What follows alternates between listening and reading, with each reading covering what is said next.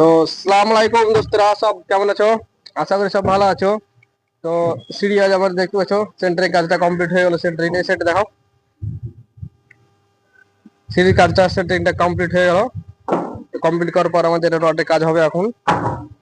তো সিঁড়ি সেন্টারিংটা কেমন হয়েছে তোমরা দেখো, আর ভিডিও মধ্যে জুড়ে থাকো, দেখতে পাবে পরে যে আমাদের রডের কাজগুলো কমপ্লিট করা হবে তখন ভিডিও মধ্যে দেওয়া থাকবে।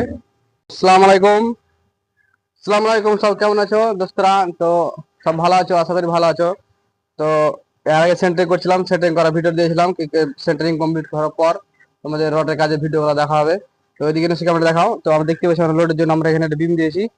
তো প্রত্যেকটা দেখতে পাচ্ছ যে তোমার 5 ফুটের সিঁড়ি, বেশি হাই না, 3 ডালের সিঁড়ির জন্য প্লেন রডের কাজ হয়েছে। এদিকে উপরে নিয়ে এসো, দেখতে পাচ্ছ আমাদের রডের কাজগুলো পুরো কমপ্লিট।